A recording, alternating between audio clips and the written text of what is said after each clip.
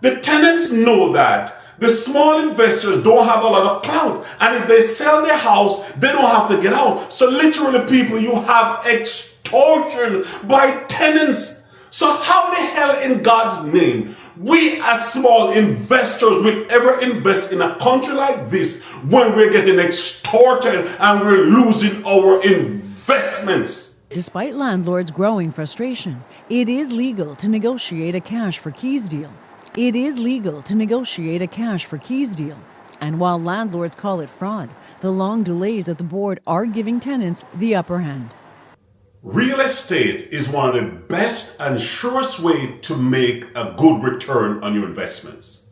So many of us who work hard, we put our money together, and when we get enough, we pay down on an extra property so we can get some equity appreciation. We can send our children to university, and there will be some for retirement. That property we buy many times, we literally rent it out to tenants. And many times the tenants stop paying their rents, and also what the tenants are doing nowadays, they're literally extorting you. I've just watched a video, and one of the landlords is saying that the tenants come to them and say, tell them what, if you pay $100,000, then we leave. Another landlord says that the tenant suggested that if they pay $50,000, then they'll get the keys. Cash for keys. It's a growing battle in Canada's housing crisis. And for smaller landlords especially, the cost is, well, going through the roof. What is it that's getting to you? The stress, the unknown. On a teacher's salary, Norma De Silva scrimped and saved to invest in 2 properties. She lives in one and rents out the other. It was my very little nest egg. I wanted to retire this year, and I don't think that's going to happen. Many of us work hard because we want a better life. Many of us migrate from poorer countries to richer countries because we want a better life. But are we experiencing a better life? In this video, I will show you how small investors, landlords, are being extorted by tenants. And this is not good for our investments. Therefore, we must take evasive action or we will not be able to survive. De Silva sold her rental property in August because with rising mortgage rates, she says she couldn't afford to finance it anymore. But her buyer can't move in because her tenant won't move out unless De Silva makes it worth his while. What went through your mind when your tenant said we're not leaving? It was just unfathomable. Like, this is my property that I've worked so hard for, and it's like my property was held hostage. De Silva's investment property is a condo in this West End neighborhood in Toronto. It's a gentrified area and rents aren't cheap. De Silva says her tenant, who moved in about a year and a half ago, doesn't want to move and feels entitled to ask for a lot of money to leave because he's assuming she's going to make a profit on the sale of her condo and can afford to pay up. People, this is a new term in Canada, cash for keys. If you pay the tenant some cash, then the tenant will leave. Put it this way, if I go to the bank and say I want to rob the bank for $10,000, they send the police.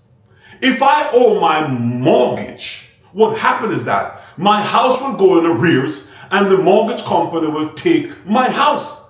However, based on how the system is set up in Canada, the tenant can literally stop paying rent or your fortune. Sounds outrageous, maybe even illegal. We were surprised to discover how many stories like that are out there. We have some tenants who ask for $100,000, some tenants who are asking for the landlord to buy a plot of land for them. We have other tenants who are asking for the landlord to purchase a property for them. This cabinet alone is our hearing cabinet for 2024. This is January. 2024 for next year. These are the ones you're waiting. This is all for next year. Wow.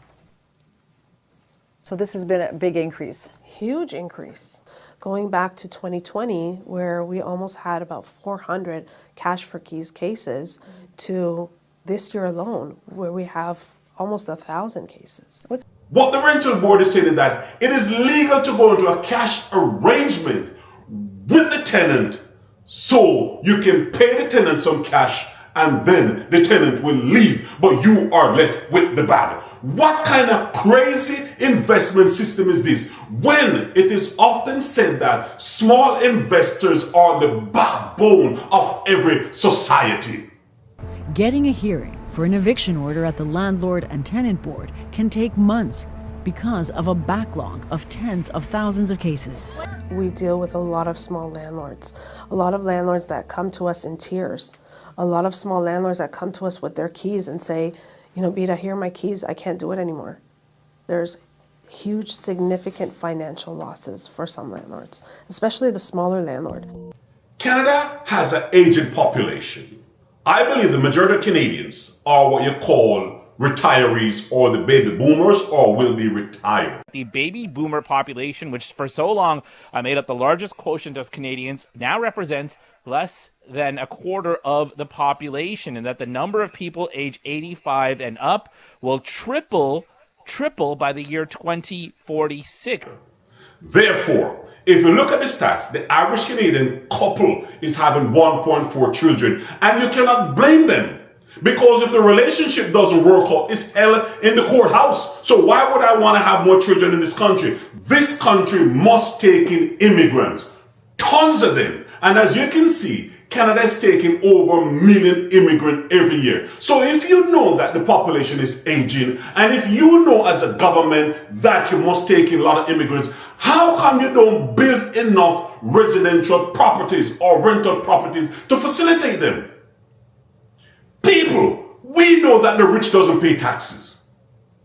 We know the rich has the legal muscle and the economic muscle to absorb any pressure. But me and you, the mums and pops, the average investors who are putting up their extra money to buy an extra property to rent it out, we're the one who gets saddled with the bag. Because the tenants know that the small investors don't have a lot of clout. And if they sell their house, they don't have to get out. So literally, people, you have extortion by tenants. So how the hell in God's name, we as small investors will ever invest in a country like this when we're getting extorted and we're losing our investments? Ontario landlords cannot evict tenants. Repeat after me. Ontario landlords cannot evict tenants. I'm gonna move in. Doesn't matter. But they're not paying rent. Doesn't matter. But it's over 50 grand. Doesn't matter. I sold the home and the new owners are moving in. Doesn't matter. Lease is expired. I'm not renewing. Doesn't matter. Only the Ontario Landlord and Tenant Board can evict. The only thing a landlord can do, whether it's a new owner or old owner, doesn't matter, is give a notice of a hearing. All tenants are entitled to a hearing. When's that going to be? Who knows? 6 months, 8 months, 10 months? I'm going to shut off your utilities and remove the doors. Illegal. The cops will put them back in and then you'll be fined and charged. All you can do is file for a hearing. Once the hearing comes, whenever that is, you'll see an adjudicator who will make a decision. They will decide if the tenant is evicted. Even if they decide the tenant should be evicted, you still have to wait for the Ontario Landlord Tenant Board to issue the order, which could be another 3, 4, or 5 months. Invest in landlord-friendly locations. Now, I want you to listen to this rental advocate. He's saying that landlords had a free rein in making lots of money based on their equity. And now he really doesn't care about the landlord. Jordy Dent is the executive director of the Federation of Metro Tenants Association. There is absolutely more tenants that are using kind of this kind of landlord and tenant board delay because it's put a lot of landlords in a box. But again, that's not a bad thing from our perspective. Dent says more people than ever struggle to pay skyrocketing rents and are fed up. Call it renter's revenge. On online forums, tenants encourage each other to get as much as they can from their landlords before handing over their keys. Some people are asking for 6 figures. Others Great. are asking for a plot of land or a Great. down payment on a house. Absolutely, that's wonderful. Why do you think that's wonderful? Because they have the right to do that. Look, a lot of these people, myself included, are paying tens of thousands of dollars for a place to live and a place to rent. When you pay that money, it doesn't just go into the ether. You get rights for that. Now, landlords have been using their rights to get a good deal for decades. Through the entire rental crisis that we're going through, landlords have been, opening the caviar and popping the champagne. Dent says eviction fraud is the #1 complaint his group deals with. Tenants, he says, are often pushed out so landlords can jack up the rent or sell and make a profit. He has no sympathy for any landlord, big or small. What do you say to the landlords who basically saved up their money to buy a property and whom now might lose that property? We're not talking to millionaires. What do you say to the mom and pop landlords who are suffering as a result of this? I tell them to learn about investment risk. Okay, again, I don't really focus on the individual mom and pop landlords. I look at the overall market, okay? And if you look at the overall market today, landlords have never had it better. It is a golden age of profit, increased equities in their home, tax cuts and tax credits. They are living large right now. If you take a look at the tenant population, tenants are getting absolutely hammered. They're paying exorbitant rents, they're getting evicted left, right, and center, they can't enforce their rights. Again, that's the population that I mostly care about. So your message to landlords then is suck it up. That's the risk that comes with an investment. My message to landlords is welcome to what tenants have been living with for the last 2 decades. So yes, when a landlord has to struggle, who's in who's in far better condition than almost any tenant I know, yeah, I'm going to tell them to suck it up. I've learned early in my life that every oppressed group internalize the oppression and attack each other. Now, this advocate really doesn't have the muscle for the big companies who rent properties, big apartments and so forth. Now, for the average investor, he said he doesn't really care. So what he's saying is that you are getting equity on your investment, and because you're getting equity, it is okay for the tenants now to come and hijack you and extort you for your investment. What kind of madness is this? How can that ever encourage the average person to invest in real estate if you know you're going to be extorted? Pema Zella is finally in her home, but she says she's lost tens of thousands of dollars even though she refused to pay her tenant to go. I wasn't willing to pay even a penny for a person who is trying to scam, take advantage of the system, take advantage of people like us. Zella and her family had rented out their home for a year, but when it was time for her daughter to start school nearby, she gave her tenant notice. He refused to leave and stop paying rent. While she waited months for a hearing, her tenant offered her a deal. He said that, we can negotiate. I'm like, what do you mean we can negotiate? You already owe me more than $20,000. What do you mean? And he's like, pay me $50,000, I will get out next month. I had pain in my stomach. I was like, what? $50,000 and you will get out? How dare you even say that? Because of those board delays, it took a year and a half for Zella to finally get an eviction order. But get this, when she came to deliver it, her tenant was not here, but a bunch of strangers were. How many people were here when you came, with the eviction order? 1, 2, 3, 4. 4 people. Yeah. And no sign of your actual tenant. No. But these people had paid him rent. Yes. Yeah. So those are the damage. Besides the damages, by the time they finally got into their own house, Zella's tenant owed $40,000 in unpaid rent. And on top of that, she says, he made money off her property while she was going broke. You didn't expect this to happen? In Canada. And there's no accountability to the landlord, to the tenant like him, right? But we are suffering. Hardworking, honest citizen, trying to survive in Canada. We're suffering for no apparent reason. Now, as I've said before, that the government knew that they had to take in more immigrants to fill up the labor shortfall, to pay the taxes, and also for the health care. And this is the government problem. Why do I say that? COVID came, the government forced people to take a vaccine. A lot of people quit and retired, especially from the health sector. So therefore, you have a labor shortage. The government never gave the average worker any choice in the vaccine. It's either you take it or you leave it. So people said, the hell with this. So the government is the one who created this perfect storm. But look how the government wiggle themselves out of this now. Put it this way. It's not like back home where I can go get my bricks, my blocks, and my sand and my steel and build my own house. For the average person to build a house in Canada, it's going to cost your arm and a leg. Most buildings or development are done by the big developers. They buy the land in advance and they know what's coming down the pipe. Therefore, the reason why most investors buy the land because they have a future forecast of how much profit they're gonna make. It's very difficult for the average person to build properties and the government really can't force them because you know the system is governed by private property laws. So if there's no incentive to invest and build more real estate or rental properties, you're gonna create what you call a deficit in the society. To mitigate this deficit, the government is making the law so flexible, so easy to circumvent, and the tenants know it. So they get in your house and they start to hijack it. They don't want to pay. They tarnish your property, they tear down your property. You have to foot the bill, but you still have to pay the mortgage. So how in God's name, this land for the free and the home of the not brave?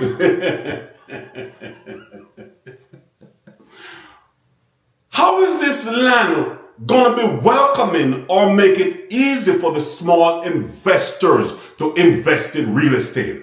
So based on what I observe is that what happens now, we have the big, rich and powerful who don't pay taxes and suck in the system. And then you have the poor at the bottom, which now they want to give universal basic income. For we, the middle class, we're getting SCREWED.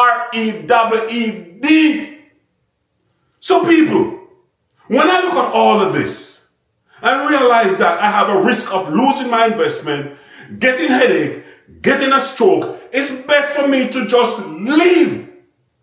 Because at my age, I can't fight this kind of fight because I need to relax and get a passive income stream where I can sit back and relax and say, it was good to sacrifice so hard to make $1 and make a better lifestyle for me and my family. Guys, look, guys, wallahi boy, I can't even see the street. I can't even see where's my house. Look behind you. Atubijakum, please, Asmara, come take me, please, come someone take me, please, guys, wallahi boy, I'm tired of this brother, boy, I'm tired of Canada, boy. Atubijakum, I have a friend of mine who's an accountant, and he left Pakistan as a medical doctor and he came to Canada. And what he did, he went and got his accounting credentials, and he does accounting. And I spoke to him about 2 years ago, and when I went to see him, he was a little bit sad, and I said, what happened to you? And he said, you cannot believe this. He said, I came in this country in the early 90s, and I worked on and I bought my house. My house had gained some equity. So he took some equity out and he bought another property. He bought another property for almost $1 million. Remember, this guy is retired and his wife is retired. They work hard. They're putting their time in this country. And he said the tenant paid for a few months, a Middle Eastern tenant paid for a few months. And after a while, the tenant stopped. So he went and saw him and said, why are you not paying the rent? You know what the tenant said to him, people? The tenant said to him, if you give me $50,000, I'll leave. If you give me $50,000, I leave. He said his heart sunk. He couldn't believe it. Here is a guy who has sacrificed so much, invested in another property, and now a tenant is extorting him. You even have chat groups now where tenants are discussing how to extort landlords.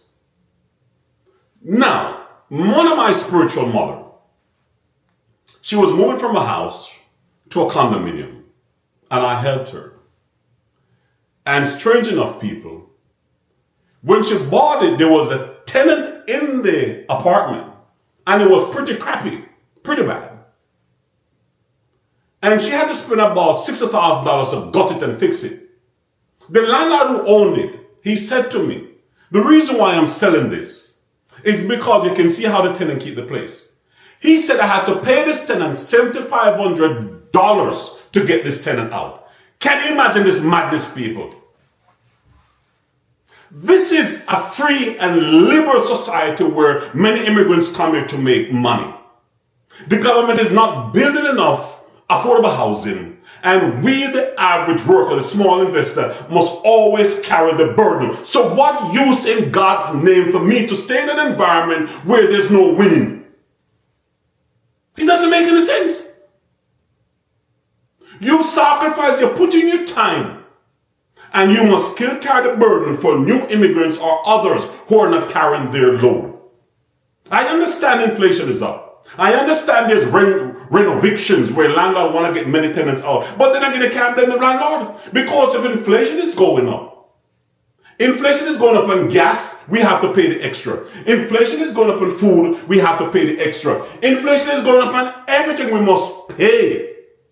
But for the small investor, the landlord, when he's trying to adjust his rental income to deal with the inflation, now what happens now, he get railroaded by the tenant and he get railroaded by the rental board. What kind of madness is this?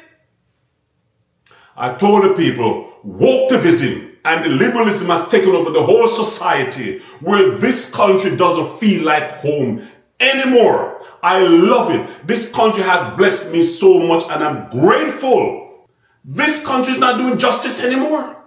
And because of that, people, for me, it only makes sense for me to say thank you and it's time to go.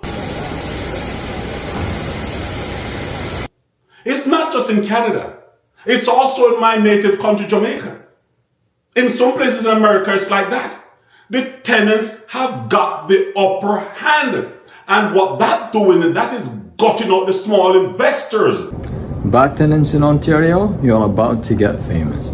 Landlords in Ontario, do not accept any rental application and do not sign any lease agreement before you check the tenant name in this website. Openroom.ca will give you access to thousands of names of bad tenants who didn't pay rent or caused problems to previous landlord or damaged the property. You'll see the name of the tenant along with the court order against this tenant. In the meantime, people, drop your comments. Make sure you do your homework of who you're renting your place to because you don't want to regret it. On that note, as usual, please like, share, and subscribe. And people, I am out.